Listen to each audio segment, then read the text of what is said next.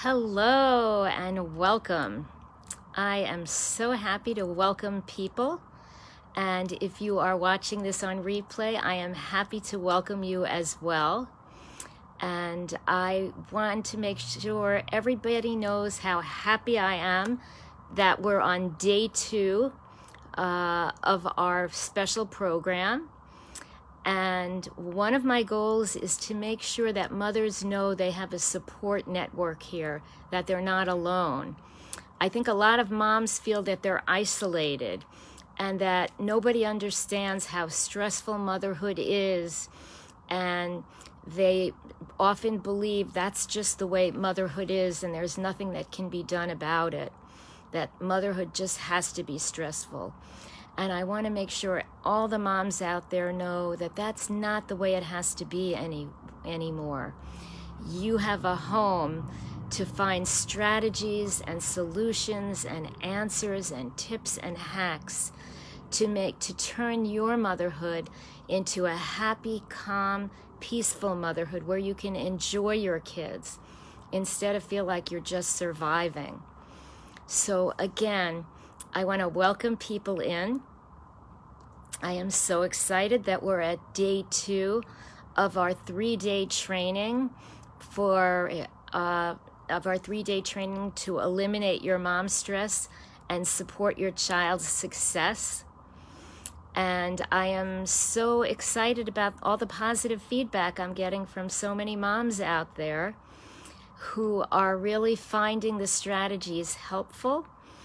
And as I say to the moms, to the clients that I work with, you're just a skill set away from a calm, happy, peaceful motherhood. And I tell moms that if you'd like to create your personalized pathway, I'm happy to do that with you. I'll talk about that later. But first, again, I want to welcome people. I see we have Eileen there. Hi, Eileen, welcome. And for all the moms out there, I want to ask people to comment and say hello to everybody in the chat, because I want all the moms who are watching to know that they're not alone. I want everybody to participate and join us in the comments in the chat. Leave some thoughts and comments so everybody knows there are other people joining and supporting them and here for you. So yesterday, we had a really exciting day. We talked a lot about some of the complications of motherhood, and then we talked about some solutions. I shared 2 strategies to help break the stress cycle. We talked about the moments of joy technique and 3, 4, 5 pause breathing. And those are 2 of many techniques that I share with my clients to help break that stress cycle that many moms live day to day to day. And those are a couple of strategies that people really liked yesterday. So if you haven't seen that video yet, go back and watch day 1. We also talked about how a study showed that the average mother works 98 hours a week. That's like 2.5 full-time jobs. Wow, wow, wow. No wonder moms are tired and stressed with that much time working and such little time off. And moms and your families need and deserve strategies to help navigate through that. And that's why I'm happy and honored to be here to provide that. So we talked about that. We also talked about a study that showed that 87% of mothers feel like motherhood is more complicated since the pandemic started. And again, there are so many difficult events and decisions and occasions where we have to navigate and do things differently from what we've done previously. Again, one of the many reasons why strategies are so important to help moms. So today, I picked an important strategy to help you with. Yesterday, I picked 2 short strategies, and today I picked an important, bigger strategy that's more of a long-term strategy. Today, I'm going to talk about creating what I call caring boundaries. Now, when I say boundaries, lots of people think, and I know when people hear boundaries, sometimes they get intimidated and they think, oh no, boundaries. I can't set boundaries because it's going to make me sound rude or mean or unfriendly or confrontational. But when you set the boundaries and you communicate them properly, that couldn't be further from the truth.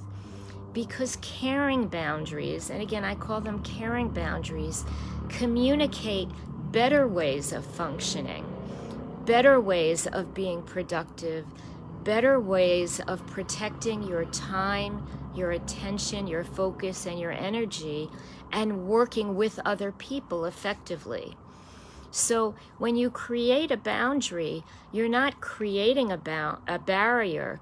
In fact, you're creating a bridge to help you work better with other people than if you didn't have a boundary. And we all need to have boundaries. If we didn't have boundaries, we'd be out of control in our lives. So boundaries are important for all of us. And very often we don't set boundaries because we feel intimidated. So here's the thing.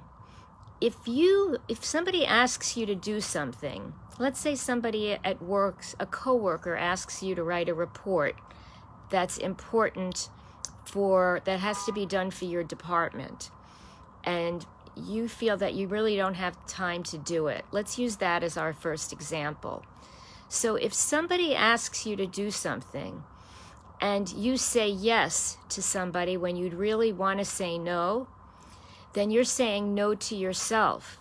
You're saying no to your own priorities, your own plans, your own calendar, your own to-do list, your own goals, and your needs.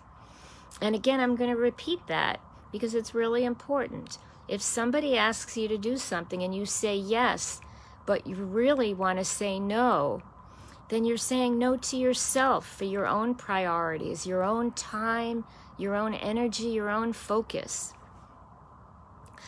And if somebody asks you to say yes and you want to say no, and you do say no, then you are effectively protecting your time and your energy and your priorities and your needs. And that's really important because often when somebody asks us to do something, we say yes because it's just easier to do. And that's true. It's easier to say yes if somebody asks you to do something because then there isn't a longer conversation. So in the short term, it may sound and it may seem easier, but in the long term, it's more difficult because then you have to follow through and carry out whatever you said you'd do. So now, in addition to your own work, you have to write a report that you just took on, that you said yes, you'll do.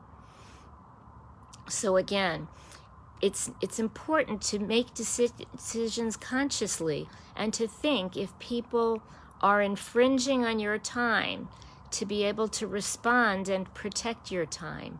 And I call them caring boundaries because it's really important how you implement your boundaries. And again, setting boundaries is a productivity tool. It's a time management tool. It's a stress prevention tool. It helps you protect who you are and what you do.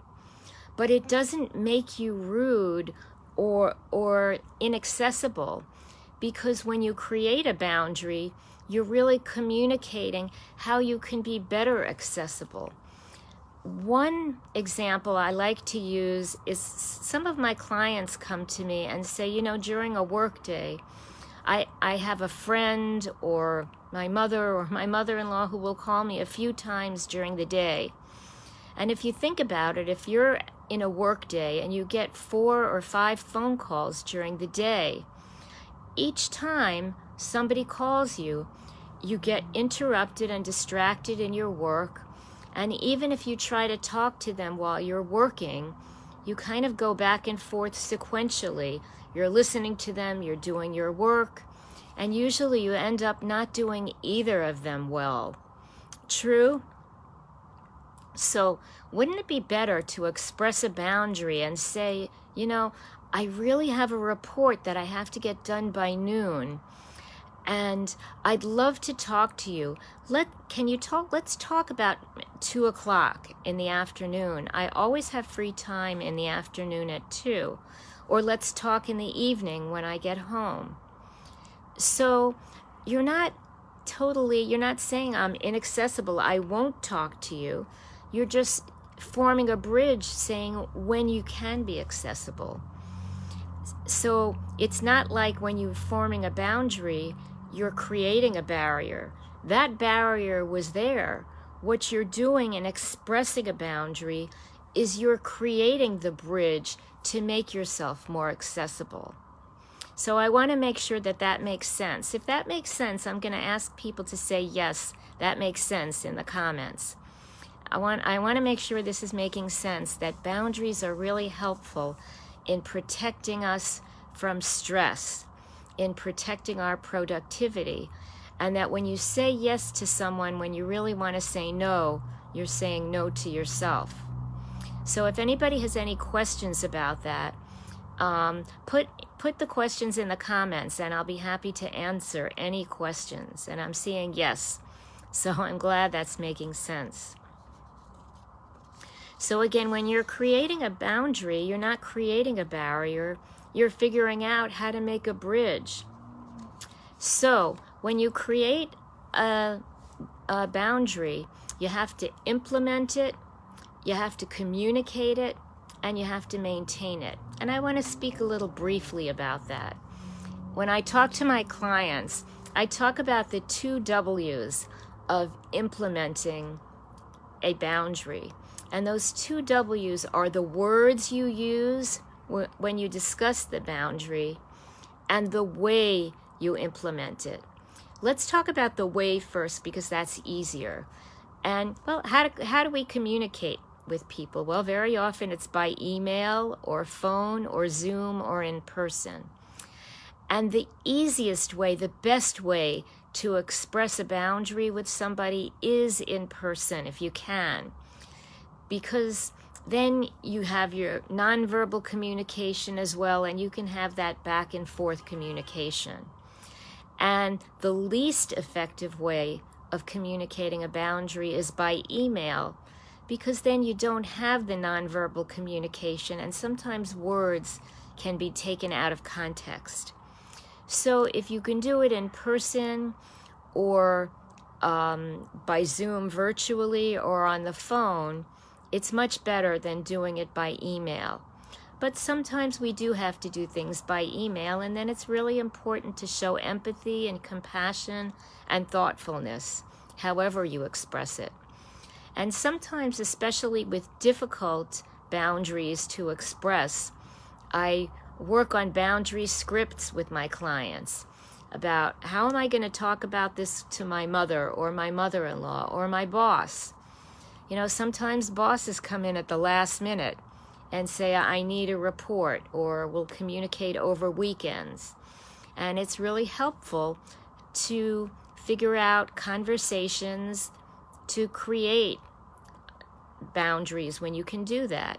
And sometimes when you think you can't do it, it's worth considering, is this something that I can do, that I can discuss with my boss?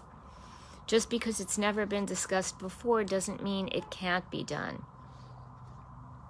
So again, when we're implementing boundaries, it's important to think about the words we use and the way we implement our boundaries. And it's always important to think about showing empathy and compassion and thoughtfulness. So if, for example, you say to a coworker, if a coworker wants you to write a report for the department and you really can't do it, you might want to say to your coworker, I can't take that on now, but I'd be happy to spend a little time with you to discuss what you're going to put into the report, or I'd be happy to look at it and review it when you write it and give you some feedback. So that you can express what you can't do, but you can also express what you can do. And again, boundaries is one of many strategies that I work on with my clients to help protect their time, their energy, their focus, their momentum, to help them be more productive, more successful, and more happy. And I'll mention again that there are many strategies in many areas of life. So if you'd like me to help create a personalized strategy pathway to you to help you get to a happy, successful, calm motherhood, I'm only a phone call away. So feel free to set up a phone call with me and we can discuss what's going on in your life and how I might be able to help you. And I'm going to ask Eileen if you happen to have the link to my calendar for a phone call, if you can put that in the chat. And if not, people can find it on in our group, in our main group, Mother's Ultimate Empowerment Stress Network, Support Network. I see the link is right in the chat. Thank you so much, Eileen. So what I'd like to do now is I'd like to ask you to think about 2 or 3 boundaries that you feel would be helpful to create in your life. And you might even want to create boundaries for yourself. Some of the mothers that I work with feel that they need to create boundaries, and they'll say something like, I can't take on another commitment until I finish all the other commitments that I'm doing. Or I need to carve out time in my life. I need to make a boundary in time so I can create some me time, some time to decompress, to energize and refill my energy tank. So there are times when we need to make boundaries for ourselves. So I'm going to ask you to think about 2 or 3 boundaries that you'd like to make to help create a more successful, calm, and peaceful life for yourself. And again, creating caring boundaries is one of many strategies that I discuss with my clients. So I'm going to ask you to go in your workbook. If you have the workbook, I have 2 questions for today's session that you can answer and that you can submit in our group, in the main group, Mother's Ultimate Empowerment Support Network. There's going to be a post where you can post your answers for today. And again, I'd like to encourage everybody to post there because I want all the mothers to know you're not alone, that we're all in support with each other. So make sure you go there to post the answers to the questions. I'm really excited about tomorrow's session because tomorrow I'm going to be talking about strategies to help support your child. And that's really exciting. I know moms are always excited about topics that help their kids. So remember, you're just a skill set away from a calm, happy, peaceful motherhood. I'm looking forward to day 3. We have a lot more information to talk about and many strategies to share. So if you have any questions, feel free to let me know. And again, join me tomorrow night at 9 o'clock Eastern Time, or whatever time that translates to for you. Any questions, let me know. I'm happy and excited to join with you, and I look forward to seeing you again tomorrow.